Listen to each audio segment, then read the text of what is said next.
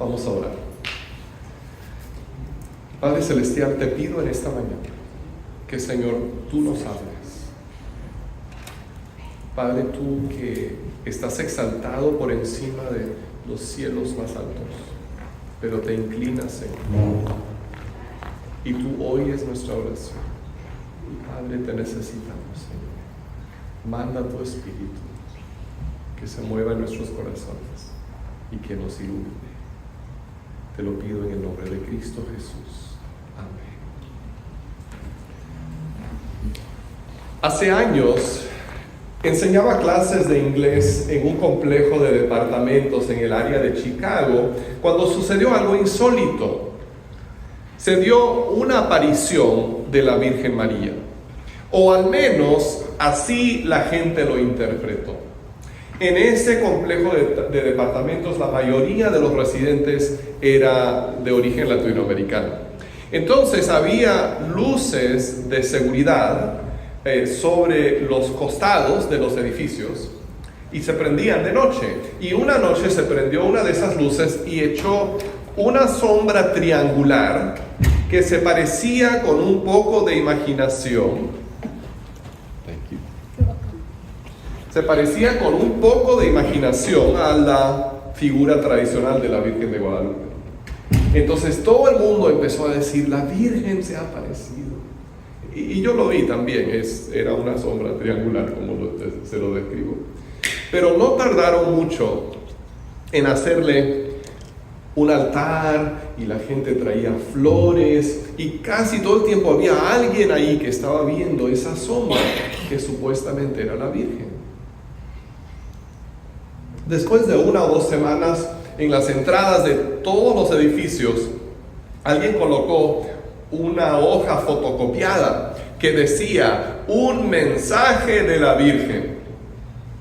Y en realidad me puse a leerlo un día y no decía nada muy fuera de este mundo. Era un llamado a que la gente se amara y cosas no muy ofensivas, ¿verdad? Pero me puse a pensar, ¿cómo hay tanta gente que quiere escuchar un mensaje de la Virgen María?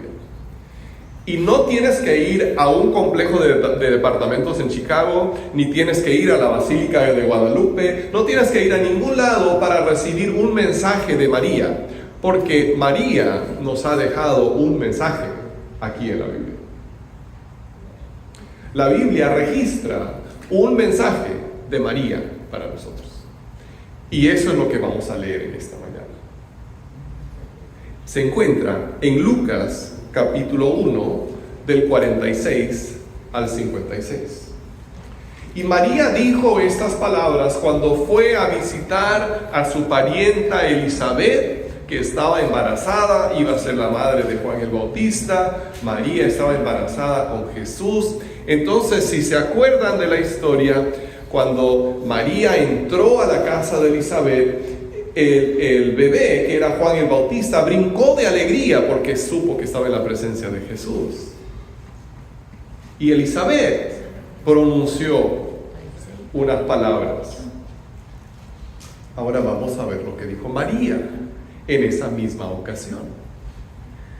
Entonces dijo María: mi alma glorifica al Señor, y mi espíritu se regocija en Dios mi Salvador, porque se ha dignado fijarse en su humilde sierva. Desde ahora me llamarán dichosa todas las generaciones, porque el poderoso ha hecho grandes cosas por mí. Santo es su nombre. De generación en generación se extiende su misericordia a los que le temen. Hizo proezas con su brazo, desbarató las intrigas de los soberbios. De sus tronos derrocó a los poderosos, mientras que ha exaltado a los humildes. A los hambrientos los colmó de bienes, y a los ricos los despidió con las manos vacías. acudió en ayuda de su siervo Israel, mostrando su misericordia a Abraham y sus descendientes para siempre, tal como había prometido a nuestros antepasados. María se quedó con Elizabeth unos 3 meses y luego regresó a su casa. Hasta aquí la lectura de la palabra de Dios. En este canto de alabanza, que es la expresión de la adoración de María, a Dios, pero también su mensaje para nosotros, ella se enfoca en 2 cosas. Si podemos resumir o parafrasear, ella dice primero: Dios ha hecho grandes cosas por mí. Y luego dice: Dios ha hecho grandes cosas por nosotros. Primero se enfoca en lo individual, en ella, y luego se enfoca en lo general, en todos, en el pueblo de Dios en general. Y quiero decirte en esta mañana que si entendemos bien este mensaje de María, podemos aprender nosotros a decir lo mismo. Dios ha hecho grandes cosas por mí, y Dios ha hecho grandes cosas por nosotros. Entonces vamos a examinar este mensaje que ella nos ha dejado para tratar de entenderlo bien. ¿Por qué? ¿Por qué se alegró María? ¿Se alegró simplemente porque iba a ser madre? En realidad, iba a ser madre bajo circunstancias y en condiciones un poco incómodas. Cuando se embarazó, no estaba casada. Y no fue porque ella cometió un error, no hubo ningún pecado, sino fue porque Dios hizo la obra. Pero mucha gente no lo iba a entender así. Entonces María no se alegró por sus circunstancias o por lo que estaba viviendo, sino que dice, ¿qué es lo que dice? Mi espíritu se regocija en Dios, mi Salvador. ¿Por qué se alegró María? Se alegró en Dios. Y nosotros muchas veces buscamos la alegría en cualquier otra cosa. En el dinero, en el placer, en la familia, y todas esas cosas son bendiciones de Dios si se llevan de la forma correcta. Pero a final de cuentas, buscar nuestra alegría en esas cosas es como construir castillos en la arena. Es muy divertido ir a la playa un fin de semana y hacer un castillo en la arena, pero tú sabes que tarde o temprano viene una ola y se lo va a llevar. Y entonces, si tu felicidad se basa en las cosas de este mundo, tu felicidad no va a durar. Pero María dice: mi alma se regocija en Dios, mi Salvador. Y si tu regocijo, si mi alegría está en Dios, eso es algo que nunca se va a terminar. Es algo que nunca se acaba. Ahora, hay algunas personas que creen que María no tuvo pecado, que ella fue concebida sin pecado. Pero el hecho de que ella llame en este himno a Dios su Salvador, ¿sí? Ella dijo: mi alma se regocija en Dios, mi Salvador. Eso significa que ella estaba consciente de que necesitaba la salvación. En otras palabras, el hijo que ella llevaba en el vientre había venido para salvarla a ella también. Entonces la alegría que sintió María es la misma alegría que podemos sentir nosotros. Es la alegría de saber que tenemos un Dios que nos ama y que ha venido para rescatarnos, que ha venido para salvarnos. Aprendamos del mensaje de María, entonces, a encontrar nuestro gozo en Dios. Ahora, ¿cómo podemos decir con María? El poderoso ha hecho grandes cosas por mí. Solo lo podemos decir cuando entendemos cómo es Dios y cómo nos levanta. Porque la verdad es que a veces tenemos ideas equivocadas acerca de Dios.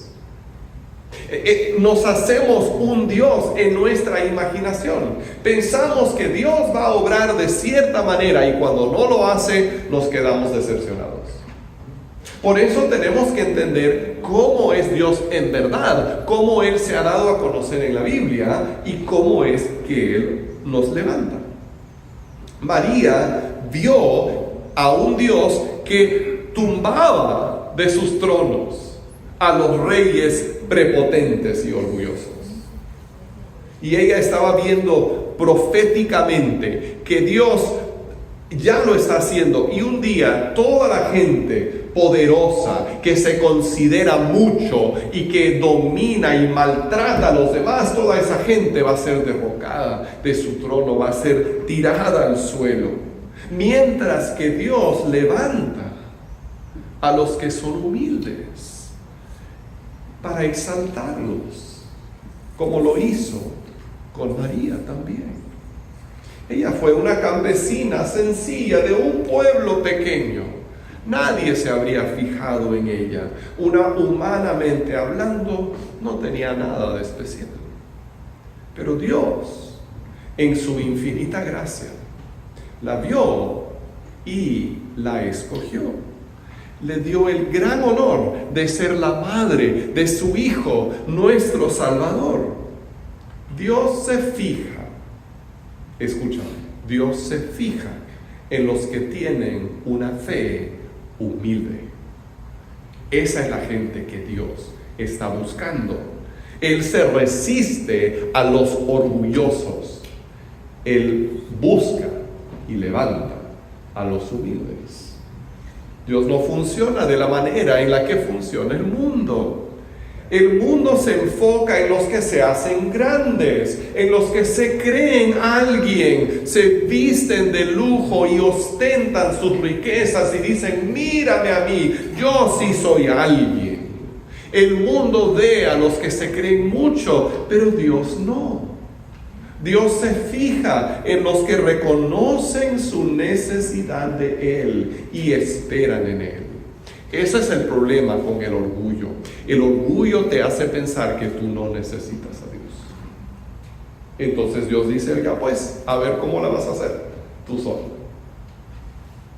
Pero somos humildes cuando entendemos que sin Dios no somos nada, que necesitamos su perdón, que necesitamos su ayuda, que necesitamos su provisión y necesitamos su sostén. Por eso Dios se fija en los que reconocen su necesidad de Él y esperan en Él. Levanta a esa clase de gente y tumba a los que se creen mucho. Tenemos que decidir cuál va a ser nuestra meta en la vida. ¿Queremos ser exaltados como los del mundo? Vamos a terminar en el piso. ¿O vamos a ser más bien solidarios con los humildes? Dios es el que nos da dignidad. Dios es el que nos da dignidad. Los halagos de la gente, el respeto de la gente, eso no te convierte en nadie. Es algo frágil. Lo puedes perder en cualquier momento, pero cuando Dios te da dignidad, la dignidad de decir: estás hecho a mi imagen, eres mi hijo, yo te conozco, yo tengo propósitos para tu vida, yo te he dotado de talentos y dones y tú eres alguien, eso nadie te lo puede quitar. Amén, gloria a Dios. Dios es el que te da dignidad y solo lo recibes cuando eres humilde y reconoces tu necesidad de Él. Entonces, ¿vas a buscar la dignidad que te da Dios con humildad o vas a buscar el halago y la adulación de la gente? Se cuenta la historia de un día en que el gallo andaba caminando por el patio, ahí con el pecho hacia afuera y cantando bien contento. Y todos los demás animales lo miraban y decían: ¿qué traerá el gallo ahora que anda tan feliz? Y el gallo cantaba y le echaba miradas así de reojo al puerquito y cantaba y miraba al puerquito. Y los animales le decían: a ver, gallo, dinos qué pasa, ¿por qué andas tan feliz? Y el gallo cantaba y miraba al puerquito y por fin lo convencieron. Le dijeron: gallo, ¿qué pasa? ¿Por qué andas así? Y dijo: es que escuché al granjero decir que mañana le vamos a dar chicharrón al gallo. Y el gallo no entendía que cuando dijeron que le iban a dar chicharrón, no era porque iban a matar al puerco para darle chicharrón. No, el pobre gallo iba a perder el pescuezo. Eso es lo que le va a pasar a cada persona que se cree alguien sin Dios. Llega a ser como ese gallo. Y por un rato puede andar fanfarroneando y presumido, pero le va a llegar su día. Le va a llegar su día. Y va a quedar en ridículo. Se va a ver como un tonto. La verdadera exaltación, como nos dice María en su mensaje, viene por medio de la humildad y no el orgullo. Entonces, si queremos decir Dios ha hecho grandes cosas por mí, tenemos que estar esperando en Dios. Pero pensemos por un momento cómo fue la exaltación de María. Ella dijo, Dios ha hecho grandes cosas por mí, pero ¿cómo se expresó eso en su vida? Que sepamos nosotros, ella nunca se hizo rica, ella nunca llegó a ser así una persona de mucho dinero, sufrió el dolor de ver a su hijo Jesús morir en la cruz como si fuera un criminal. Así como le había dicho Simeón cuando Jesús fue presentado en el templo, una espada te atravesará el alma. Eso es lo que experimentó María. Entonces su exaltación no vino sin sufrimientos. Pero al mismo tiempo, ella llegó a tener una familia enorme. Nunca se quedó sola. Cuando Jesús estaba muriendo en la cruz, la dejó encargada, porque él era el hijo mayor, la dejó encargada con su discípulo Juan. Ella nunca estuvo sola, nunca fue abandonada, nunca se quedó sin donde vivir ni qué comer. Además de eso, tuvo la dicha de ver que varios de sus hijos rebeldes se convirtieron. Sabemos de por lo menos dos que llegaron a ser líderes en la iglesia: Santiago y Judas, hijos de María, que se convirtieron en líderes. Entonces, como ella fue exaltada, nosotros también podemos ser exaltados. Ella fue exaltada porque encontró su lugar en el plan de Dios y fue levantada por él.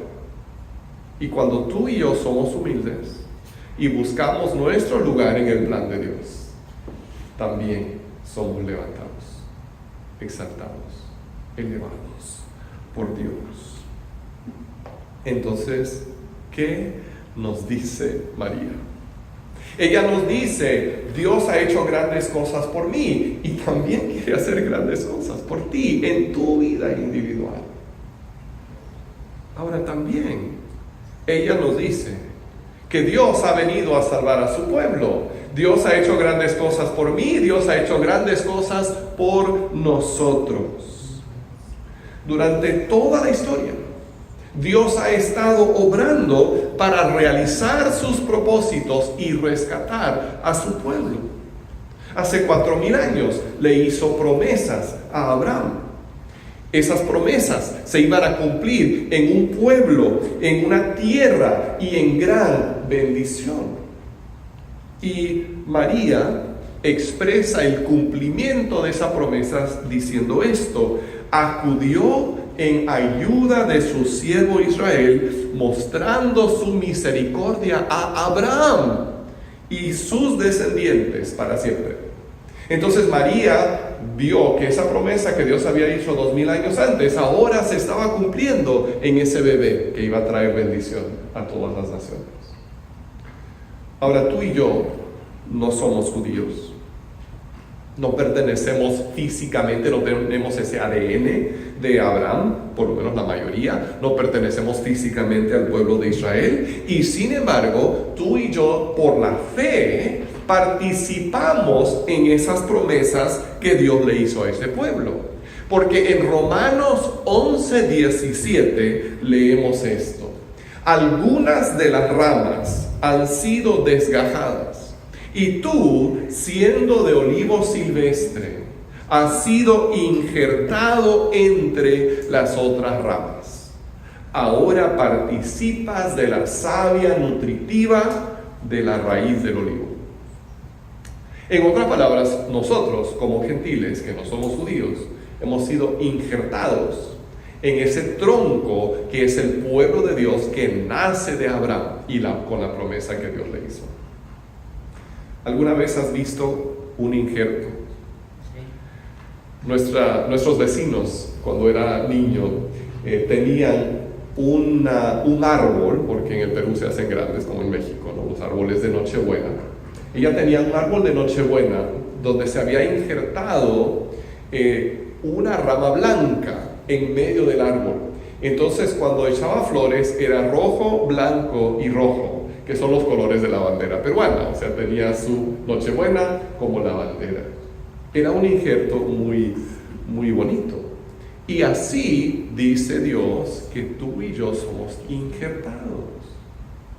Por naturaleza no somos parte del pueblo de Dios, pero Él nos ha incluido por la fe. Entonces eso significa que participamos en esas promesas, que las promesas que Dios le hizo a Abraham son nuestras promesas también, porque hemos sido injertados en ese tronco.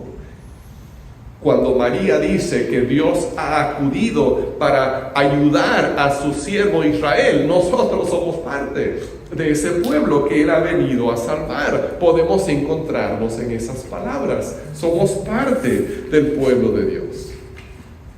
Ahora escucha. Si Dios fue fiel a sus promesas en el pasado, ¿tú crees que no va a ser fiel a las promesas que quedan por cumplirse? Si Dios cumplió, aunque pasó mucho tiempo, pero si Dios cumplió lo que había prometido a Abraham, ¿ustedes creen que no va a cumplir las promesas que nos hace a nosotros?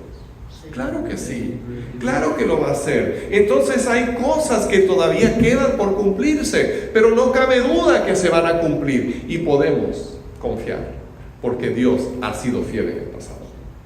Entonces, por ejemplo, Jesús nos dijo que Él va a regresar. Y algunas personas dicen, no, pero Él lo dijo hace casi 2000 años. ¿Y dónde está? No ha regresado. No, yo creo que no viene. Pero Dios no cuenta los días como nosotros los contamos. Y si Él fue fiel y cumplió esa promesa, Él también va a cumplir la otra. Así que podemos vivir seguros de que Jesús va a regresar por nosotros.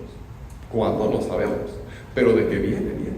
Y podemos vivir con esa seguridad y en esa expectativa. Déjame compartir otra promesa que Dios te hace. En Romanos 8:28 dice, ahora bien, sabemos que Dios dispone todas las cosas para el bien de quienes lo aman, los que han sido llamados de acuerdo con su propósito. Ese versículo siempre me ha encantado, porque dice que si tú amas a Dios, si tú amas a Dios, Él está obrando para tu bien. Él está obrando para tu bien. Él activamente dispone las circunstancias de tu vida para que tú crezcas y lo conozcas mejor y para tu bien. Entonces Dios no está en tu contra. A lo mejor te pasa algo y dices, pero yo no entiendo por qué me pasa esto. Está bien, Dios sí sabe por qué. Y Él está trabajando no para castigarte o maltratarte o magullarte, sino para tu bien, si tú lo conoces y lo amas. Y puedes aferrarte a esa promesa, porque Dios es fiel y cumple sus promesas así como las ha cumplido en el pasado, las sigue cumpliendo y las va a cumplir siempre. Si Él no olvidó su promesa a Abraham, Él no se va a olvidar de las promesas que te ha hecho a ti tampoco. El mensaje de María nos invita a vivir confiados y con esperanza, porque conocemos al Dios que cumple sus promesas a su pueblo. Entonces, en esta Navidad, cuando veas el nacimiento, ahí con la figura materna de María, recuerda su mensaje. Recuerda lo que Él nos dice: regocíjate con ella en Dios tu Salvador, porque Él levanta a los humildes. Y alaba al Dios que envió a su Hijo para salvarte a ti y a ella también, para salvarnos a nosotros, porque Él cumple sus promesas y Él rescata a su pueblo que confía en Él. Oremos. Padre, gracias por el mensaje que tú nos has dejado, Señor, por medio de María, la madre de tu Hijo Jesús. Te pido, Señor, que nos lleves cada día más a entender tu palabra y tu verdad y vivir a la luz de ella, Señor. Te lo pido en el nombre de Cristo Jesús.